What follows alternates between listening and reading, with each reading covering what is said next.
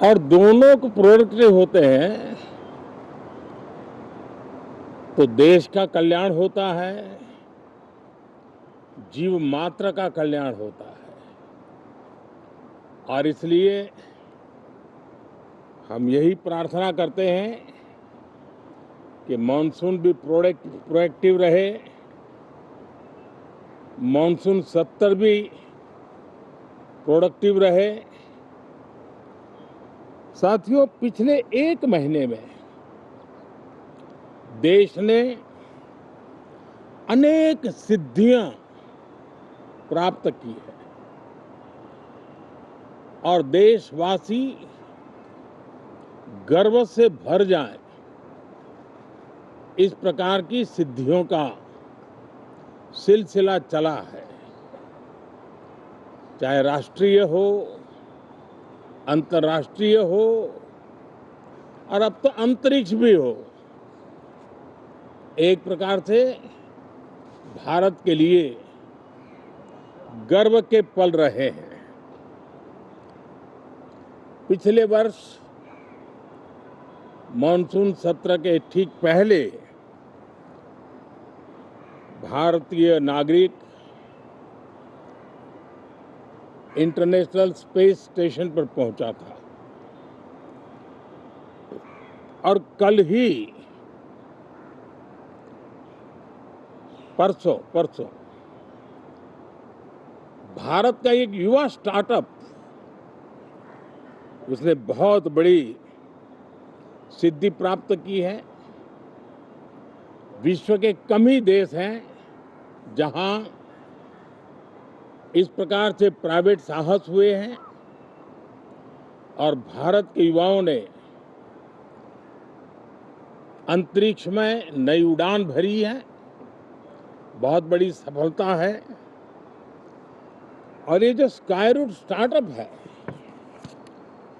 उसमें जो नौजवान काम कर रहे हैं, मुझे बताया गया उनकी पूरी टीम की जो एवरेज एज है वो सिर्फ 28 साल है। ऐसे नौजवानों ने ये काम करके दिखाया है। मैं किसी 56 साल के नौजवान की बात नहीं कर रहा हूं। मैं देश के ये स्टार्टअप ने 28 के एवरेज वाले नौजवानों ने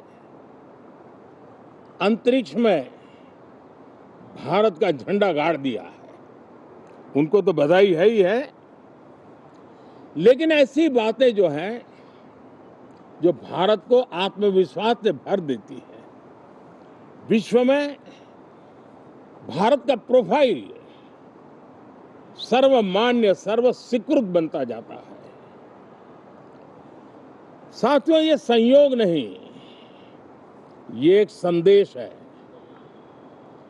और बड़ा मजबूत संदेश है कि हमारे देश के युवाओं की क्षमता और उनकी आकांक्षा अंतरिक्ष जितनी असीम है, इससे बड़ा संदेश देश के लिए कोई और प्रेरणा नहीं दे सकता है। साथियों, जो रिफॉर्म एक्सप्रेस पर सवार होकर के आज देश चल पड़ा है, उसी का नतीजा है कि भारत के नौजवान इतना बड़ा साहस कर पाते हैं और सफल भी हो रहे हैं। साथियों, पिछले दिनों राजस्थान में बहुत बड़ी ऑयल रिफाइनरी देश को समर्पित की गई। पिछले कुछ सप्ताह पहले एक सेमीकंडक्टर प्लांट, यानी तीसरा, देश को समर्पित किया गया। अभी कुछ दिन पहले ग्रीन हाइड्रोजन से चलने वाली ट्रेन, और विश्व में बहुत कम देश ऐसे हैं कि जिनके पास ये सुविधा है, लेकिन भारत ने जो हाइड्रोजन ट्रेन देशवासियों को समर्पित की है, वो सबसे ताकतवर इंजन वाली है और सबसे लंबी है।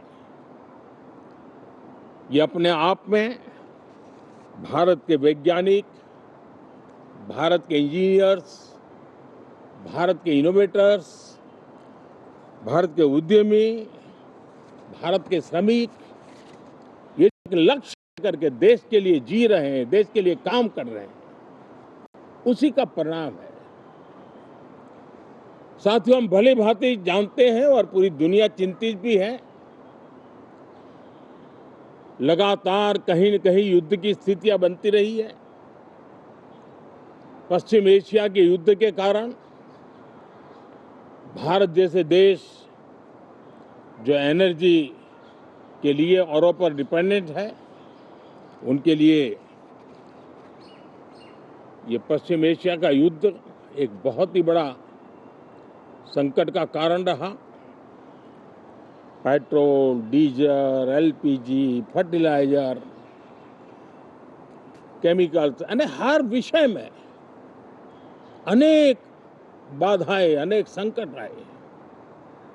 उसके बावजूद भी भारत 7.7% के ग्रोथ से दुनिया की मेजर इकोनॉमी में सबसे तेज गति से आगे बढ़ने वाला देश बन के रहा।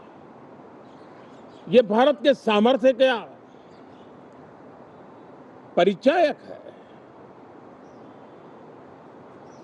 भारत किस प्रकार से उत्साह और उमंग के साथ नई ऊंचाइयों को पार करना चाहता है, उसकी इसमें एक झलक है। और ऐसे में जब ये मॉनसून सत्र आरंभ हो रहा है, देश ने स्पीड पकड़ ली है और संसद का स्पिरिट उस स्पीड में नई ऊर्जा भर सकता है। सकारात्मक स्पिरिट राष्ट्र के लक्ष्यों को प्राप्त करने के लिए बहुत आवश्यक होता है। हमारे सदन में बहुत अनुभवी सांसद भी है, दल उनका कोई भी हो, लेकिन उनके पास एक लंबा अनुभव है। ऐसे समय में उनके अनुभव की, उनके ज्ञान की संसद को भी जरूरत है, देश को भी जरूरत है। और इसके लिए संसद का चलना, सार्थक चर्चा होना, मिलजुल करके देश को आगे ले जाने के संकल्प लेना, ये मैं समझता हूं कि बहुत ही समय की मांग है। एस्पिरेशन से भरे हुए देश के युवाओं की मांग है कि हम आगे बढ़े। आज समय की मांग है कि राष्ट्र निष्ठा से भरे हुए, राष्ट्र भक्ति के लिए जी रहे आवाज को सदन में उचित मंच मिलता रहे, वे अपनी आवाज को बुलंद करे, देश को दिशा दे। और इसलिए मैं आशा करता हूं और मुझे पक्का विश्वास है, जहां तथ्य होते हैं, जहां तर्क होते हैं, वहां तूफान के लिए जगह नहीं होती है। अगर तर्क मजबूत है, तथ्य मजबूत है, तो शांत चित्त से भी अपनी आवाज को बुलंद बनाया जा सकता है। मैं आशा करता हूं तर्क और तथ्य के साथ सदन की चर्चा को समृद्ध किया जाए, हर आवाज को अवसर मिले, हर विचार को सम्मान मिले। ये संसद की हमारी भूमिका है। मैं सभी सांसदों से बढ़ चढ़ करके इस सदन में हिस्सा लेने के लिए निमंत्रित करता हूं। आज सुबह स्पीकर महोदय जी ने भी सोशल मीडिया के माध्यम से देश के सांसदों का स्वागत करने के अपने भाव को व्यक्त किया है। मैं भी उसमें अपना स्वर मिलाता हूं। आप सबका बहुत बहुत धन्यवाद। नमस्कार।